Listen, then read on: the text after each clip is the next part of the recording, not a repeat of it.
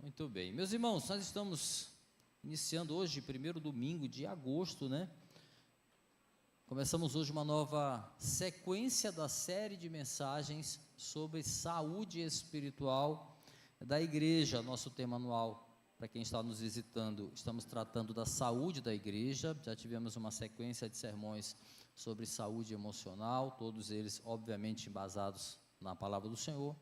E agora estamos em uma sequência sobre saúde espiritual. Já falamos sobre remédios espirituais e hoje começamos uma nova série de mensagens, falar sobre venenos espirituais. Já recebemos o remédio, já estamos preparados também a lidar com alguns venenos que atrapalham a nossa caminhada. Vamos falar sobre comodismo, vamos falar sobre o medo, vamos falar sobre afastamento ou isolamento, entre outros venenos que atrapalham aí a nossa caminhada espiritual. Hoje, abra por gentileza a tua Bíblia já no livro de Apocalipse, capítulo 3.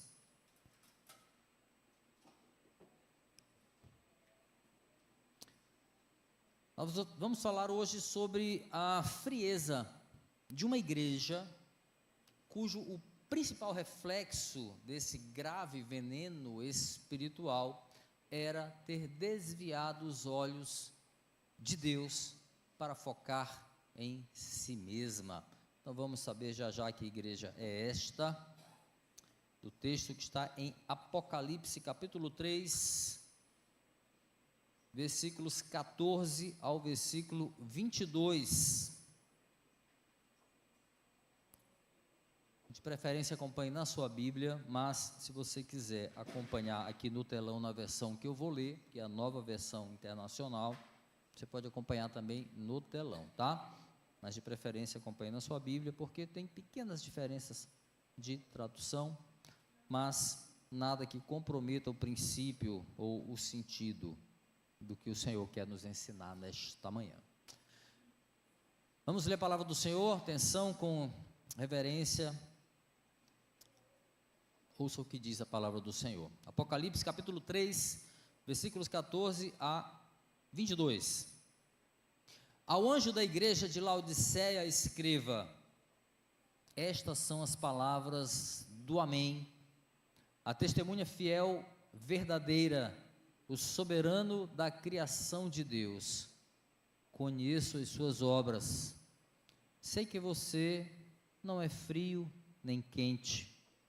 Melhor seria que você fosse frio ou quente. Assim, porque você é morno, nem frio, nem quente, estou a ponto de vomitá-lo da minha boca. Você diz: estou rico, adquiri riquezas, não preciso de nada. Não reconhece, porém, que é miserável, digno de compaixão, pobre, cego e que está nu. Dou-lhe este conselho: compre de mim ouro refinado no fogo e você se tornará rico. Compre roupas brancas e vista-se para cobrir a sua vergonhosa nudez. E compre colírio para ungir os seus olhos e poder enxergar. Repreendo e disciplino aqueles que eu amo. Por isso, seja diligente e arrependa-se. Eis que estou à porta e bato. Se alguém ouvir a minha voz e abrir a porta, entrarei e cearei com ele e ele comigo. Ao vencedor darei o direito de sentar-se comigo em meu trono, assim como eu também venci e sentei-me com meu Pai em seu trono. Aquele que tem ouvidos, ouça o que o Espírito diz às igrejas. Feche seus olhos, curva essa cabeça, vamos orar. Senhor, esta é a tua palavra, que tu nos permite por graça e misericórdia que possamos ler e ouvi-la. Obrigado, Senhor, porque tu és Deus todo-poderoso e não precisa de nenhum de nós, mas porque tu nos ama, nos escolheste, Senhor, tu permites e aqui definistes que estivéssemos aqui nesta manhã para ouvir a tua palavra, para sermos instruídos por ela, para sermos exortados, consolados e abençoados pelas tuas verdades. Assim eu te peço, Senhor, que a tua palavra seja uma semente, Senhor, a brotar em solo fértil em nossos corações. Que teu nome seja glorificado, Senhor, e haja de fato as mudanças necessárias em nós, para que possamos seguir honrando o teu evangelho. É o que nós te pedimos, em nome de Jesus. Amém. Meus irmãos, domingo passado, um irmão aqui da igreja, que eu não vou dizer o nome, me mostrou uma simulação interessante a partir do uso da inteligência artificial. Ele estava curioso, perguntou para a IA como seria uma carta que o apóstolo Paulo escreveria para a igreja no Brasil. E aí, como a IA costuma agir, ela baseou-se em princípios extraídos das cartas paulinas, fez um cruzamento com fatos do nosso país hoje, e aí formulou uma carta bastante pertinente, plausível. Não fosse o fato de não ter sido escrito por Paulo, de fato, dava até para atribuir a ele, de fato, a autoria do texto, porque ficou muito plausível, ficou muito pertinente. Tudo ali que estava escrito. E eu li aquela carta simulada pela IA e cheguei a uma conclusão.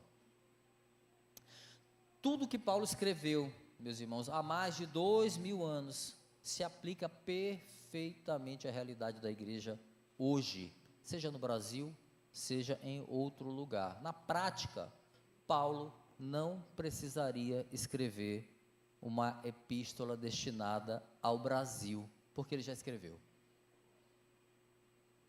Eis aí um mistério da palavra de Deus, meus irmãos. Essa capacidade de ser universal. Algum outro livro é assim? A palavra de Deus, ela é universal. Ela transforma vidas, corações, mentes em todo o mundo, independentemente da língua, da nação, da cultura. Então a palavra de Deus, ela é universal, ela é atemporal e ao mesmo tempo ela é eterna.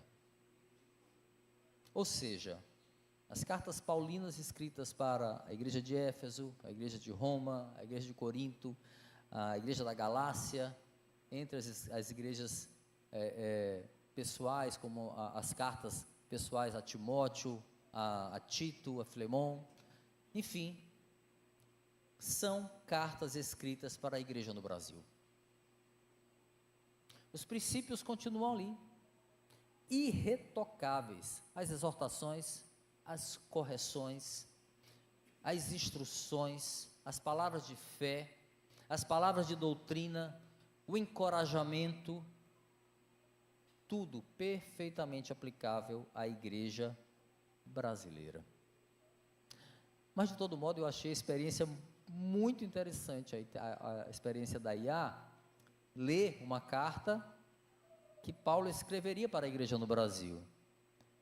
As reprimendas do apóstolo, olha, seriam certeiras, assim como elas foram certeiras há 2000 anos atrás, para as igrejas do primeiro século, para a igreja primitiva. E aí foi pensando sobre essa carta simulada, aí eu comentei com o mesmo irmão que havia sugerido a carta, e diz assim: olha, pesado seria se Jesus escrevesse uma carta para a igreja no Brasil, assim como ele escreveu às 7 igrejas da província da Ásia Menor, cartas que nós lemos no livro de Apocalipse, e lemos uma delas agora há pouco. Que Jesus diria para nós, hein? Quais palavras Jesus usaria para nos instruir, para nos corrigir, para nos apacentar? Meus irmãos, na verdade, assim como Paulo, Jesus já escreveu cartas para nós, cristãos que integramos a sua igreja aqui no Brasil. E é sobre uma delas que nós vamos refletir esta manhã. Carta remetida à igreja de Laodiceia. Mas, considerando o contexto de que Jesus escreve a 7 igrejas da província da Ásia Menor, qual sejam Éfeso, Esmirna, Pérgamo, Sardes, Tiatira, Filadélfia, Laodiceia, são 7 igrejas. Uma representatividade do todo, a gente pode entender aqui, o número 7 na Bíblia e em Apocalipse é mencionado mais de 50 vezes. Ele tem essa ideia da totalidade, que é uma representatividade típica deste número da perfeição. Em outras palavras, as 7 igrejas podem ser vistas como a representatividade da igreja de Cristo, sob diferentes aspectos, diferentes olhares, acertos e, claro, defeitos também. Em síntese, meus irmãos, o alerta dirigido à igreja de Laodiceia é para a igreja hoje, é para a igreja em todo o tempo, é para a base, é para nós, um alerta para nós. E nessa carta de Jesus, meus irmãos, nós vemos uma exortação acerca do perigo causado pela mornidão.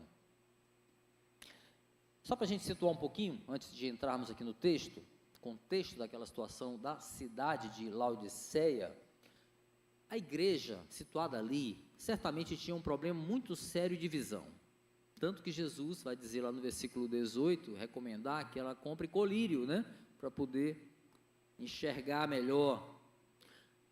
Qual era esse problema? Laodiceia tinha os olhos voltados para ela mesma, o que impedia que ela olhasse com clareza para Deus. Talvez olhasse até para Deus, mas de esguelha, como diz o maranhense, não era uma visão clara da vontade do Senhor e do que Deus espera da sua igreja. E a visão que ela tinha de si mesma era ótima. Era uma igreja rica, segundo ela, e que não precisava de nada, de coisa alguma. Versículo 17 fala isso. Era uma igreja cheia de si.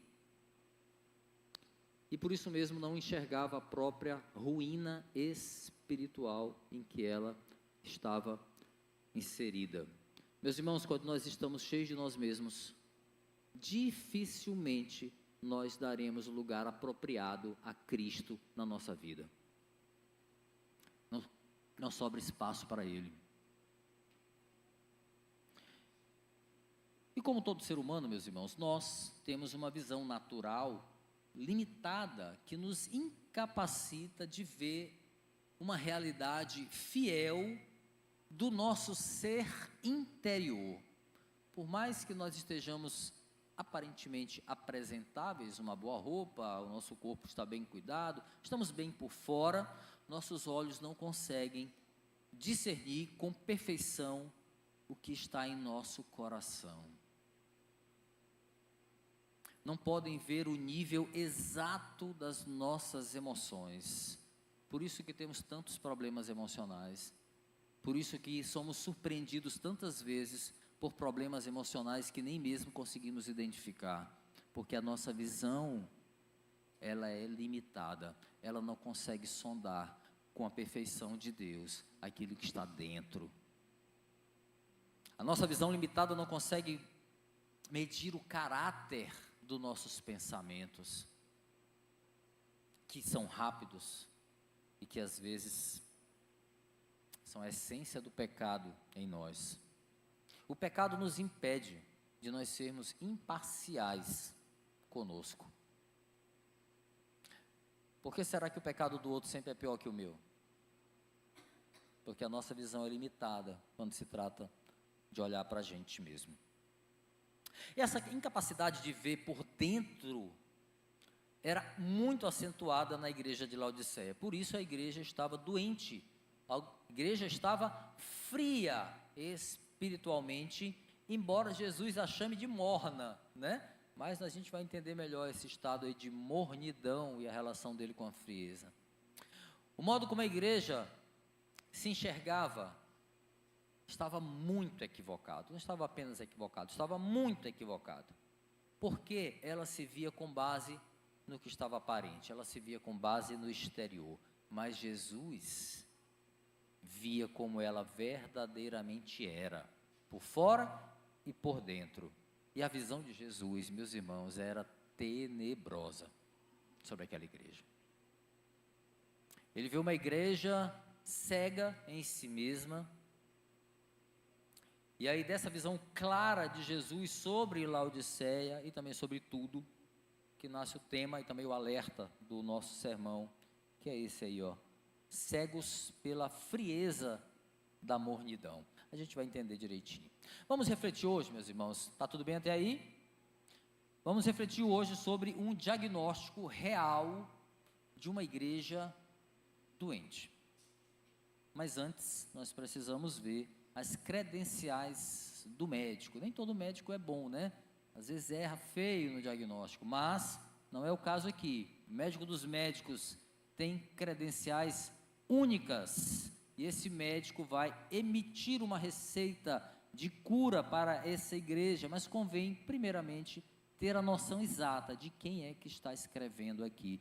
E o autor da carta se preocupa com isso. Ele diz assim, ó. Primeiro ponto, o alerta de Jesus: preparem-se para a verdade. E o versículo 14 diz, acompanha: ao anjo da igreja de Laodiceia escreva: estas são as palavras do Amém, da testemunha fiel e verdadeira, o soberano da criação de Deus. Sobre esse anjo da igreja, só para a gente esclarecer rapidinho, destinatário da carta, há 3 interpretações, tá? Mais conhecidas. Vamos rapidinho, tá? A menos provável é que este anjo seja de fato uma figura angelical, o que literalmente seria dizer que cada igreja tem um anjo destinado a ela com uma missão especial. Não tem sentido, descarta essa opção aí, tá? Uma segunda opção, interpretação, é que este anjo seria uma referência ao pastor da igreja, tá? Daí é um jargão muito utilizado, chamar o pastor de anjo da igreja, é muito utilizado isso. E a palavra anjo, que vem do grego angelos, que significa mensageiro, torna muito possível e muito plausível essa ideia de que este anjo da igreja seja de fato o pastor, ou seja, aquele mensageiro que leva as boas novas do evangelho para a igreja. O que não é aplicável é atribuir ao pastor um patamar acima do que ele é, ou acima de qualquer outro crente, porque ele é chamado de anjo da igreja, né? Como se fosse assim um patamar celestial, místico, alguém mais importante. Não, doidice isso aí, viagem, não pense assim. Se aplica apenas no sentido de que ele é um mensageiro do evangelho, é o líder da igreja. A terceira possibilidade sobre este termo anjo da igreja é que seja uma representação da própria igreja, tá?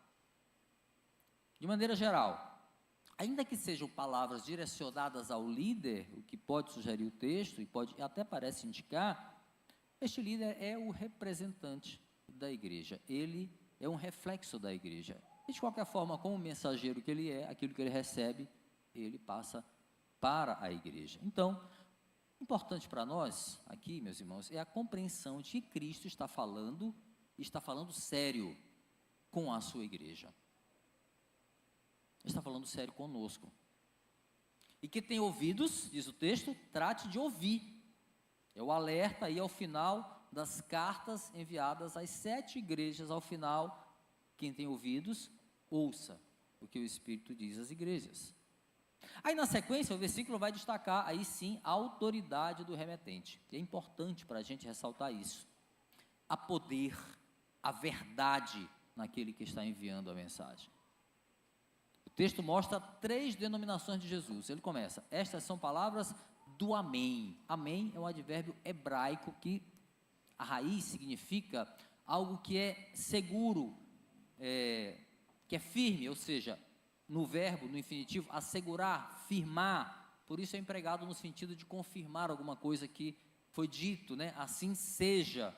Contudo, uma tradução ainda mais precisa da palavra amém, é que seja um sinônimo de verdade, ou a expressão de uma verdade. Por isso que Jesus usa comumente o amém, quando ele diz assim, em verdade vos digo, sempre que ele chamava os discípulos para dizer algo importantíssimo, para chamar a atenção, olha, em verdade vos digo, literalmente ele está dizendo amém, ali.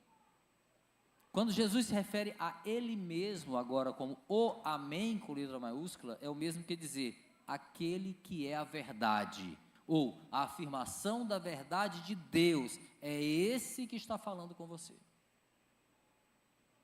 E aí, na sequência, ele vai reforçar esse sentido divinal, quando ele se denomina de a testemunha fiel e verdadeira. A ideia aqui é que Jesus, o Amém, é também a expressão fiel do cumprimento das promessas de Deus para a nossa vida. Hebreus capítulo 1, versículo 3 diz que o Filho é o resplendor da glória do Pai, expressão exata do seu ser, sustentando todas as coisas por sua palavra poderosa. Então, o Amém é também a testemunha fiel, ou seja, a expressão exata de Deus, o cumprimento das promessas do Senhor. E por fim, ele se denomina o soberano da criação de Deus, o princípio da criação de Deus, em outras versões, expressão exata de Cristo como Criador.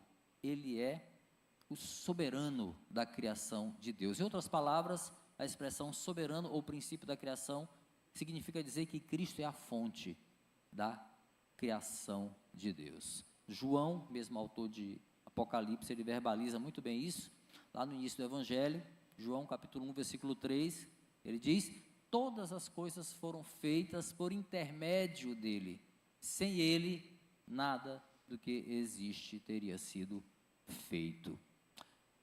Tá, pastor, o que importa isso? Tudo. As palavras de Jesus sobre si mesmo fazem, primeiramente, um contraste necessário entre ele e os destinatários da carta. Quem está falando com a igreja, meus irmãos, é o Amém, é a testemunha fiel, é a fonte da criação. É por isso que nós devemos seguir adiante agora nessa carta com esse pensamento, de quem é que está escrevendo. É aquele que diz para a igreja de Éfeso, lá no começo, no capítulo 2, assim: eu conheço as tuas obras. Aquele que nos conhece, aquele que tem a visão clara, muito mais clara do que qualquer visão que nós possamos ter de nós mesmos. Ele nos conhece, é Ele que está escrevendo. Por isso que a gente tem que seguir adiante, sabendo que as palavras são vindas daquele que é a expressão exata da verdade de Deus. E esse é um ponto importante que nós devemos ter em mente, não apenas aqui, mas toda vez que nós lemos a palavra do Senhor. Não apenas quando lemos essa carta, sempre que nós lemos as Escrituras. Isso vale para aqueles que creem, obviamente, na Bíblia, e que na Bíblia há a palavra de vida e de salvação para a igreja, ainda que a palavra doa de vez em quando. Mas quem escreve essa palavra é o Amém. E aí, não por acaso, dito isso, vamos seguir no texto, não por acaso, o primeiro ponto aqui da nossa reflexão previne, né? Preparem-se para a verdade, porque quem escreve é a própria verdade. As palavras de Jesus que deveriam seguir não seriam agradáveis de se ouvir, porque o diagnóstico atribuído à igreja indica uma condição espiritual repugnante. Olha o que diz o versículo 15 e 16, versículos 15 e 16. Conheço as suas obras. Sei que você não é frio nem quente. Melhor seria que você fosse frio ou quente. Assim, porque você é morno, nem frio nem quente, estou a ponto de vomitá-lo da minha boca. Jesus traça um diagnóstico duro acerca da vida espiritual daquela igreja, meus irmãos. Uma condição repugnante e que tem relação com a localização daquela cidade e contexto social também. Só para a gente entender melhor, porque Jesus usa essas palavras. A cidade de Laodiceia estava situada, podemos dizer, quase no centro entre duas cidades importantes. Estava a 16 quilômetros de Colossos e 10 quilômetros de Hierápolis. Essas cidades tinham algumas particularidades. Elas tinham fontes de águas, ao contrário de Laodiceia, que não tinha nenhuma. Então, Laodiceia não tinha uma fonte de água e precisava importar água dessas cidades. E o transporte dessa água era feito pelo encanamento da época, que eram os aquedutos. Colossos tinha uma fonte de água fria, excelente para beber, para o consumo. Hierápolis tinha uma fonte de água quente, águas termais, boas para tomar banho naquele dia de frio, né? Eu só tomo banho de água quente, problema, até meio-dia eu tomo banho de água quente, maluquice, uma das minhas maluquices. E eram boas também para a cura, tinha um caráter medicinal, né? As águas quentes são boas para isso. Então, o que acontecia? A água que saía fria de Colossos no caminho, por causa do calor da região mesmo, ali da Ásia Menor, ela chegava morna em Laodiceia. E o mesmo acontecia com as águas quentes de Herápolis. Elas iam chegando, esfriavam um pouco e chegavam mornas, ou seja, não tinha jeito. De qualquer forma, ela importava água fria e água quente, mas tinha ali água morna toda vez que chegava lá, ou seja, uma água que não era boa para o consumo. Era uma água que a gente pode dizer inútil. E aí Jesus usa esse contexto para diagnosticar o estado espiritual da igreja. Ele diz: sei que você não é frio nem quente, melhor seria que você fosse frio, como uma água boa para beber, ou quente, como uma água boa para o banho, ou para curar doentes. Ele continua assim: porque você é morno, nem frio nem quente, estou a ponto de vomitá-lo. Essa é a sentença do Senhor. Tem gente que diz que até beber água morna dá vontade de vomitar, né? Então, essa é a analogia e a simbologia. Em outras palavras, o que Jesus estava dizendo aqui, meus irmãos, é que, do jeito que aqueles crentes de Laodiceia estavam, eles eram inúteis. Por isso, o sentimento de Cristo em relação a eles era de repugnância. Ele estava a ponto de vomitá-los. Que tacada, hein? Evidentemente que o sentido é figurado aqui, tá, gente? O sentido de frio, de quente, de morno aqui é uma figura do livro de Apocalipse, quanto todas as outras. Ao usar essa metáfora do estado da água aqui, frio, quente, morno, no fim das contas, Cristo está querendo dizer que ele desejava que aquela igreja morna fosse agradável para ele. Agradável como seria um copo de água fria quando ele estivesse com sede, agradável como seria um banho quente quando ele estivesse num dia frio ou precisando restaurar o seu corpo. Aquela igreja não era agradável. Ele desejava que aquela igreja fosse útil no sentido de servir uns aos outros e servir a comunidade. Era uma igreja cheia de si. E por isso mesmo ela estava estagnada. Ela não dava mais frutos para o reino.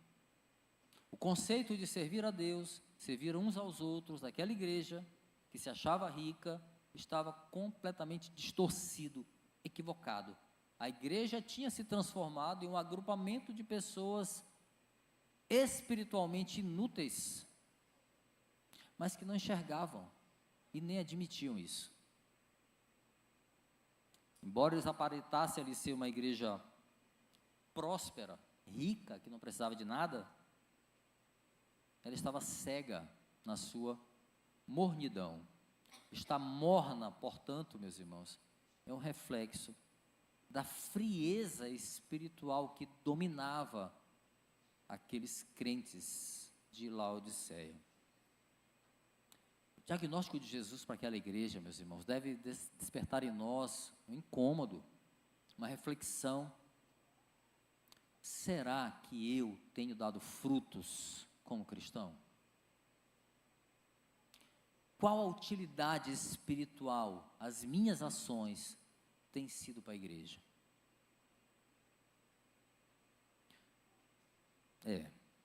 A Odisseia estava doente, mas infelizmente ela não conseguia ver a própria enfermidade. Sabe aquele tipo de doença assintomática que você tem e só descobre depois que vai fazer um check-up, fazer um exame? Mais ou menos isso. A frieza de Laodiceia tinha dupla origem e ela não percebia. Ela tinha problemas no coração e na visão. Versículo 17 diz assim, acompanha a tua Bíblia. Você diz, a igreja, estou rico, Adquire riquezas, não preciso de nada. Não reconhece, porém, que é miserável, digno de compaixão, pobre, cego e que está nu. Aqui, novamente, o contexto da cidade vai explicar as palavras de Jesus. Laodiceia era uma cidade muito bem localizada ali, do ponto de vista econômico. Ela estava na rota das estradas importantes da Ásia Menor ali, por isso ela se torna um grande centro comercial, uma rota de comerciantes. Era uma cidade também conhecida por ser rica, entre outras razões, porque produzia tecidos, produzia tapetes de lã, e também porque tinha avanços medicinais, avanços na área da medicina. Então, a igreja de Laodiceia parecia refletir a vida da cidade. Ela se achava rica, se achava próspera, um exemplo de sucesso de saúde. Era uma igreja que olhava para si e dizia, somos uma igreja saudável. Mas aí Cristo vem e revela o alto engano daquela comunidade. Ele diz, você diz, estou rico, adquiri riqueza, não preciso de nada. Era porque é assim que a igreja se via. Uma igreja próspera, de bens materiais, uma igreja autossuficiente. Meus irmãos, o contraste entre o conceito que a igreja tinha de si mesma e a verdade era gritante aqui. Enquanto o coração enganoso da igreja orgulhava-se da sua riqueza, da sua autossuficiência, a realidade espiritual exposta por Jesus mostrava uma igreja que não reconhecia a própria miséria, porque ela era miserável, e era um grupo de pessoas dignas de compaixão, pobres, cegas e nuas. Essa era a realidade. Olha que diferença. Quando nós somamos, meus queridos, o engano do coração com uma visão espiritual equivocada, sabe qual é o resultado dessa equação? Orgulho. A convicção da igreja de que ela não precisava de nada, além dela mesma. O que causava em Cristo isso? Nojo. Nojo. Escuta, confiar no próprio esforço era a pretensão que tornava os laodicenses pobres ou frios espiritualmente. Apesar de ricos materialmente, eu acho que eles tinham aquele templo lindão, eles revelavam a sua pobreza por meio do seu orgulho. Mesmo tendo médicos à disposição, avanços medicinais à disposição, eles não conseguiam se curar da própria cegueira espiritual. Apesar de eles estarem num grande centro comercial, um grande centro de produção de tecidos, era uma igreja que não conseguia resolver o seu problema de nudez por meio da sua vaidade, né, que a tornava nua, sem honra. Meus queridos, no dia que uma igreja achar que sustento material é o que está garantindo a sua vida, que a igreja está garantida por causa de recursos financeiros, o seu diagnóstico espiritual é semelhante ao da igreja de Laodiceia. A verdadeira igreja é aquela que vê tesouro em Cristo. A riqueza da igreja, seu tesouro imperecível, é Jesus Cristo. Ele é o único e verdadeiro alicerce, sustento que mantém a igreja de pé. Não somos nós, não é o nosso dinheiro, é Cristo. Sem Cristo não há igreja. Pode haver um belo templo, pode estar um templo lotado de pessoas bem vestidas, arrumadas, chiques. Se Cristo não estiver lá, não há igreja. Só há pessoas reunidas. Mas a boa notícia, calma, eita pastor, está pesando, calma, tem boa notícia nessa história. A boa notícia é que o mesmo médico que identifica a pobreza e a nudez da igreja, também olha para ela com misericórdia. Tanto que ele identifica a igreja como digna de compaixão, né? E aí, com esse olhar amoroso e compassivo, Cristo receita o tratamento, sim, meus irmãos, há remédio para a frieza da igreja. Versículo 18 diz assim, ó: dou-lhes este conselho: compre de mim ouro refinado no fogo, e você se tornará rico. Compre roupas brancas e vista-se para cobrir a sua vergonhosa nudez. Compre colírio para ungir os seus olhos e poder enxergar. Ou seja, após chamar aquela igreja miserável, uma igreja que se acha rica, mas que para Jesus ela é miserável, Cristo vai usar agora uma certa ironia para receitar o remédio para tratar aquela igreja. Ele aconselha que os laodicenses comprem dele ouro refinado no fogo, para serem ricos de fato, roupas brancas para cobrirem a nudez, colírio para poder enxergar. O ouro refinado aqui, gente, vamos ver esse símbolo, faz referência à fé equivocada de uma igreja que cria nos próprios méritos. O apóstolo Pedro vai dizer, 1 de Pedro capítulo 1, versículo 7, uma fé genuína é mais resistente e preciosa que o ouro refinado no fogo. Então, este ouro refinado que eles precisavam comprar tinha a ver com a fé deles, que não era nada disso. Era uma fé que precisava, de fato, ser genuína. E aí ele cita as roupas brancas que precisavam ser compradas também, uma alusão às vestes sacerdotais, né? Uma figura, a veste sacerdotal é uma figura das novas vestes que nós recebemos de Cristo, né? Lavadas, limpas pelo sangue do Cordeiro. E ele diz ainda que precisa comprar colírio, que aí também mais uma alusão à marca de Laodiceia como uma cidade avançada em recursos medicinais. Estudiosos dizem, inclusive, que lá provavelmente era produzido um colírio específico, colírio frígio, que era da região da Frígia, que era bom para os olhos. Então, daí também, falando com aquela igreja sobre isso, não importa o colírio, era o melhor colírio que eles tivessem, não ia resolver o problema de cegueira deles. Comprem de mim o colírio que vai abrir os seus olhos. Mas aí a gente faz a pergunta: como uma igreja miserável pode pagar por tudo isso? Aqui está a ironia de Jesus. Ele chama ela de miserável, depois diz que eles têm que comprar ouro, colírio, roupas, né? Meus irmãos, porque o remédio que Jesus oferece, na verdade, não vai custar dinheiro algum. Porque não há valor material que possa pagar o preço que ele pagou na cruz por nós. Essa verdade vai nos remeter àquele texto lá de Isaías, capítulo 55, versículo 1, que diz: venham todos, venham vocês que têm sede, venham às águas, vocês que não possuem dinheiro nenhum, venham e comprem vinho, comprem pão, sem dinheiro, sem custo. Ou seja, o que Cristo oferece, não há dinheiro que pague. Meus irmãos, o chamado de Cristo, aqueles que ouvem e reconhecem a sua voz, ele tem o tom do grito daqueles vendedores da feira que oferecem uma grande oferta imperdível. Sabe aquele vendedor que fica gritando para você comprar alguma coisa ali, aquela oferta, aquela liquidação? Só que se você for pensar, o grito desses vendedores só interessa para quem precisa daquele produto.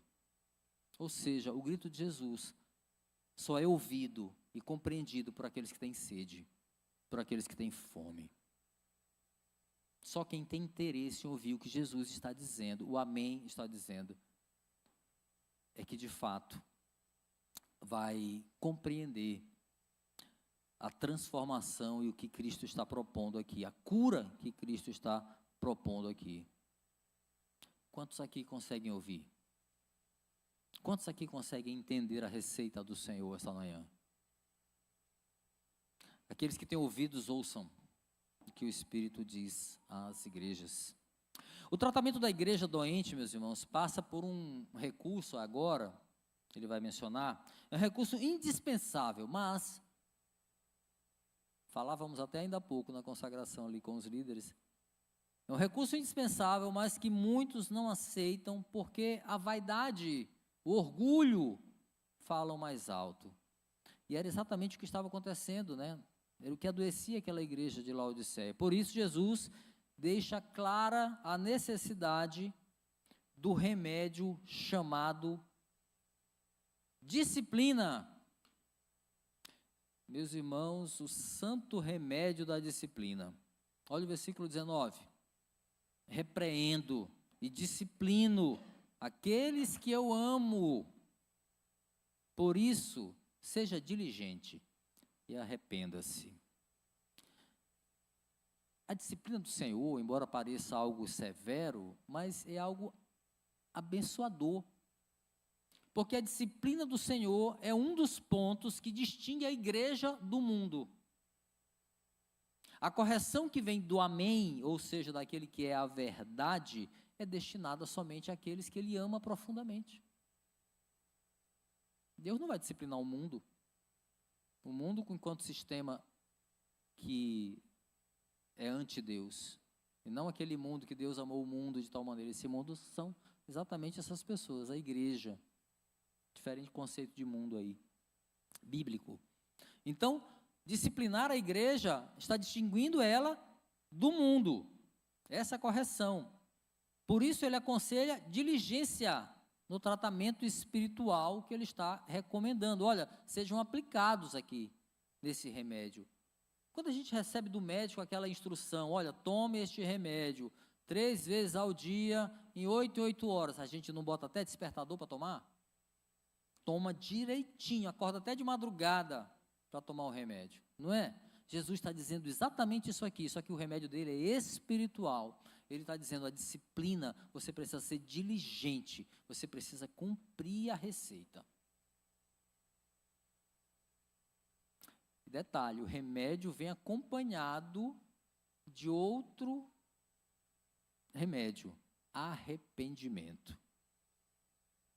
É que nem quando você toma um antibiótico e tem que tomar aquele outro que protege o teu estômago, né? Não vou dizer o nome porque eu não vou ficar fazendo propaganda de remédio aqui. Mas é aquele que você conhece. Você toma antibiótico e toma o outro, para poder proteger. Aqui é mais ou menos isso. Disciplina e arrependimento. Tem que estar junto ali, os dois. Meus irmãos, Apocalipse é um livro da esperança. Um livro da esperança, não é um livro de tragédias, é um livro de esperança para a igreja. Tragédia para quem não é igreja, aí é trágico. Para a igreja, é o livro de esperança, que fala sobre os últimos dias e também o destino da igreja. É o livro que traz a disciplina como prova de amor, como prova da misericórdia de Deus. Aleluia!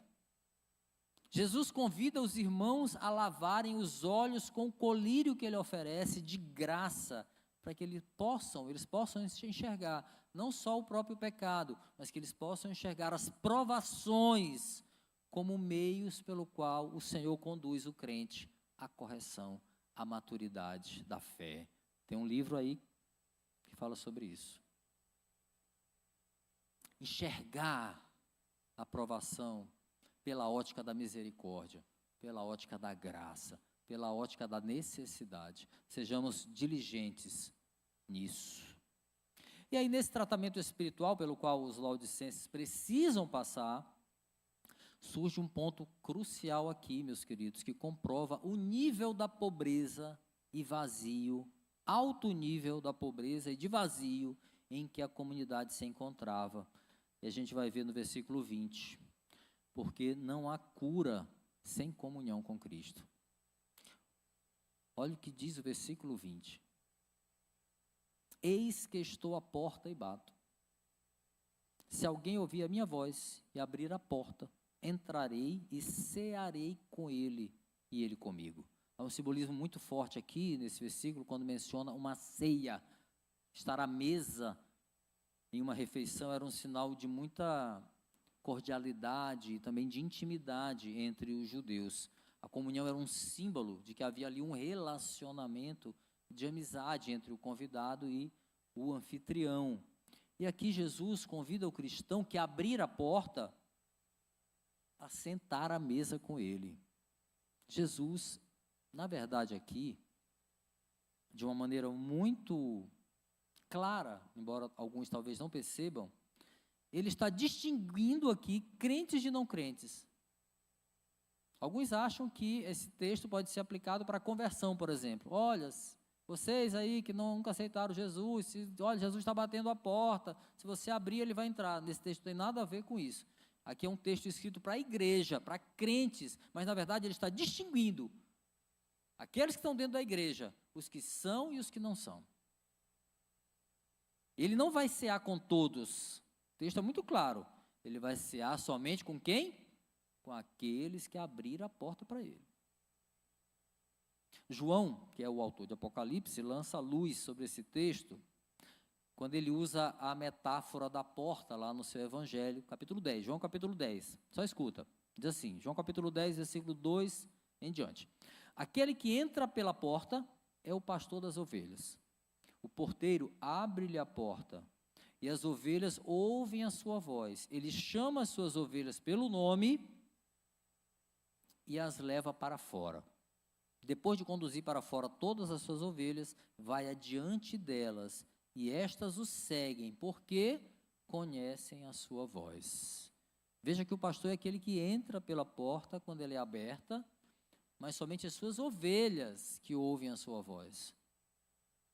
É a história, mesma história conectada com Isaías 55, versículo 1. Há alguém gritando e oferecendo, mas somente aqueles que entendem, aqueles que precisam, que têm fome, que têm sede, ouvem e entendem, e vão e compram, sem dinheiro, aquilo que precisam. João capítulo 10, ainda no versículo 7, vai dizer, então Jesus afirmou de novo, digo-lhes a verdade, eu sou a porta das ovelhas. Então veja, ele é aquele que entra pela porta, mas ele também é a porta que conduz as ovelhas a lugar seguro, a lugar de salvação eterna. Meus irmãos, pensa bem aqui comigo. Para uma igreja receber de Jesus a notícia de que ele não está dentro, mas que ele está do lado de fora, batendo na porta, deve ser desesperador. Imagina uma igreja que se achava como Laodiceia, bombando, ministério de louvor, arrasando, chuvas, purpurinas, jogo de luz, fumaça, parede preta, que é só metade, o pessoal gosta de criticar as paredes pretas. Gente pulando, aquela alegria, né? Falando língua que ninguém entende, ninguém traduzindo, mesmo assim dando glória e aleluia, aquela benção.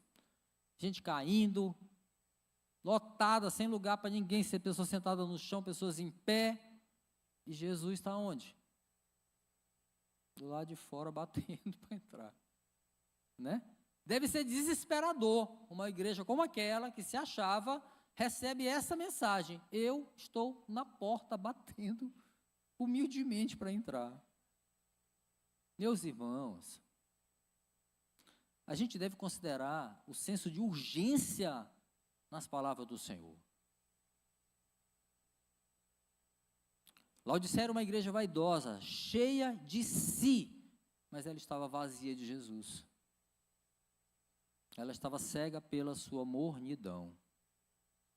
Mas o Senhor estava à porta, e essa é a boa notícia, chamando a igreja para o arrependimento, chamando a igreja para ceiar com Ele. E esse bater na porta aí, meus queridos, deve soar como um despertar para a igreja que dorme, que perdeu a capacidade de notar a ausência de Jesus. Entendeu? A igreja perder a capacidade de notar a presença de Jesus. Contudo, essa igreja fria espiritualmente pode se alegrar diante da misericórdia do Senhor, que mesmo posto em segundo plano, Ele deseja tornar a cear com aqueles irmãos. Ele deseja cear com aqueles que abrem a porta, aqueles que ouvem a sua voz. Sem comunhão com Cristo, meus irmãos, não há cura. Não há cura. Por fim, seguindo o padrão das cartas enviadas às igrejas da Ásia, as palavras à igreja de Laodiceia terminam com uma promessa, um prêmio aos que voltam a enxergar.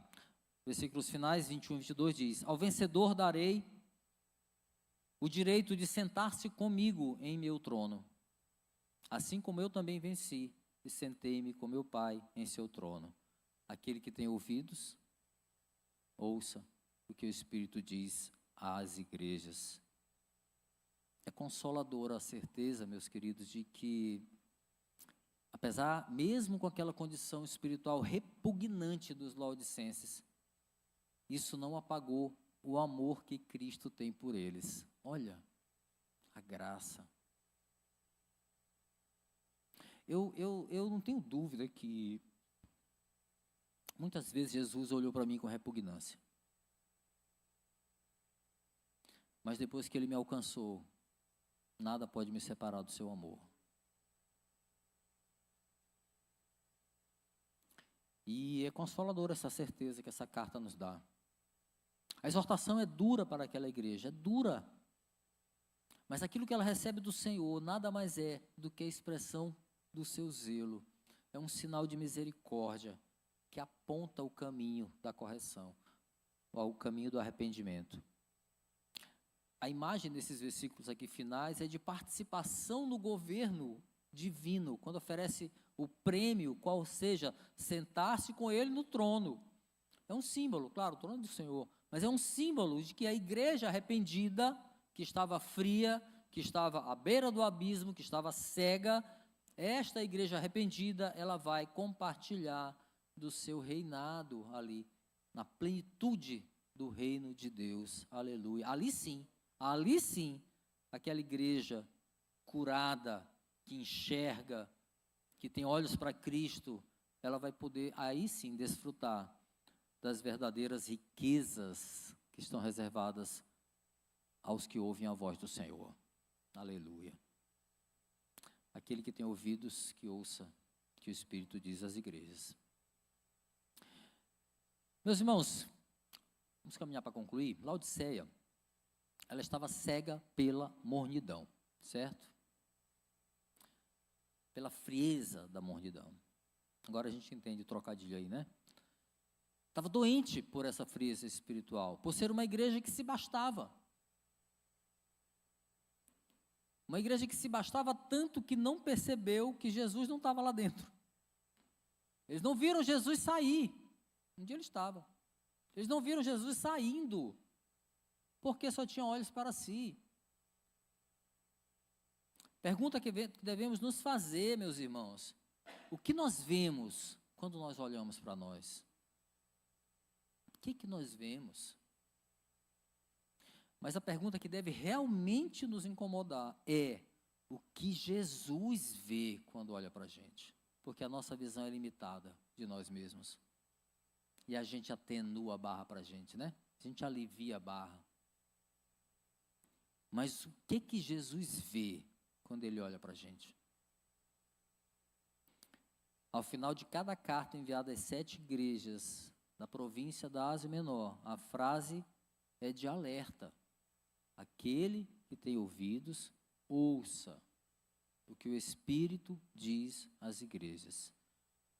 Nós ouvimos o que o Senhor disse essa manhã? E se nós ouvimos, ok, será que virão frutos depois daquilo que nós ouvimos aqui? Ou vai entrar por um ouvido e sair pelo outro? Essa é a questão. Lembra da proposta de simulação que eu fiz lá no início? O que Jesus escreveria, né, em uma carta endereçada à igreja brasileira? O que Jesus escreveria em uma carta endereçada à base?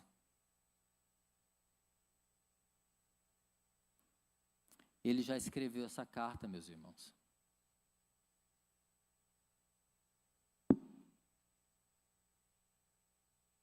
Ele já escreveu essa carta. Está aí na sua mão. Nessa carta nós temos um raio-x muito claro e às vezes doloroso de quem nós somos.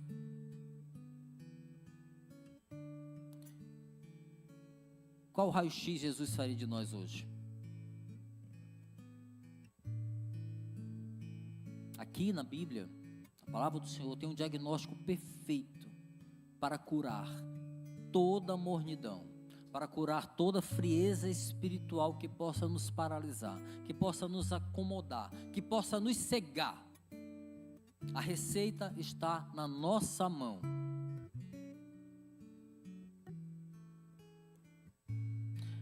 A igreja de Laodiceia, ela é repreendida pelo orgulho, pela vaidade e pelo sentimento de autossuficiência. Será que Cristo veria isso em nós? Dos muitos incômodos que esse texto deve nos causar, eu vou destacar mais uma vez a urgência que a frieza espiritual às vezes nos impede de ver. A urgência de nos perguntar: onde está Jesus em nós? Ele está no centro do nosso coração? Ele está no foco da nossa visão? Ou ele está do lado de fora batendo para entrar? Chamando a gente ao arrependimento. A frieza espiritual nos impede de ver a urgência de perguntar onde Jesus está em nós. Qual é o papel que ele representa na nossa vida? A misericórdia de Deus trouxe o alerta para a igreja de Laodiceia e com isso possibilita cura para aquele grupo de crentes mornos, ou seja, infrutíferos, sem utilidade espiritual prática, uma igreja orgulhosa, cheia de si, porém vazia de Jesus, sem comunhão com Ele. Mas a misericórdia de Deus traz cura. A misericórdia de Deus, meus irmãos, tem nos dado tempo para consertar o que precisa ser endireitado. Tem dado tempo para nós nos arrependermos dos nossos pecados, para buscarmos urgentemente estar prontos para o grande encontro com o noivo, que é breve, que seja breve, ele vai voltar. Que igreja ele vai encontrar? Aquele que tem ouvidos, que ouça o que o Espírito diz às igrejas, porque estas são palavras do amém, não é do pastor Clóvis. Estas são as palavras do amém. As palavras do amém foram para mim também. Palavras da testemunha fiel e verdadeira, palavras do soberano da criação de Deus. Que haja frutos nessa semente plantada esta manhã. Vamos ficar de pé, vamos orar. Senhor, nós sabemos que muitas vezes somos envenenados pela frieza espiritual que nos cega. Agimos como uma igreja morna, que não avança, que não frutifica, que não serve uns aos outros, que não tem relevância nenhuma com a comunidade. Uma igreja que não se importa com os outros. Uma igreja cheia de si, que acha que talvez está indo bem nos seus 10 anos de existência como igreja local. Senhor, não nos deixa em nenhum momento, Senhor, perder o foco de Ti, desviar a nossa vista da Tua palavra, da Tua presença, que em todo tempo a gente pregue e sinta e viva que a única coisa preciosa que existe aqui é a Tua presença neste lugar, Senhor. É ela que nos mantém de pé, é ela que nos mantém viva. O Senhor é o cabeça da igreja, ela é a base sólida da igreja. Não são os nossos recursos. Tudo que Tu nos dá, Senhor, seja em recursos materiais ou espirituais, precisam ser fruto de uma busca prioritária da Tua presença. Que assim seja, Senhor. Abre nossos olhos se não estamos percebendo, Senhor, a nossa frieza. Nos conduz, Senhor, nos conduz pela Tua palavra. E limpa, Senhor, qualquer cera que haja nos nossos ouvidos, que nos impeça de ouvir a verdade, e que ela produza frutos em nós. Que essa palavra produza frutos nos corações aqui, Senhor. Corações que talvez estejam frios, visões que talvez estejam embaçadas, Senhor. Tira em nome de Jesus a frieza desse coração e coloca um fôlego novo, uma chama nova do Teu Espírito nesse coração para arder, Senhor, para queimar esse coração. Abre os olhos, tira toda a trave, Senhor, de olhos que não conseguem ver a própria situação. para que saiamos aqui, Senhor, diferentes, glorificando o Teu nome e te agradecemos pela Tua misericórdia. Se nós te agradecemos e te pedimos, em nome de Jesus. Amém.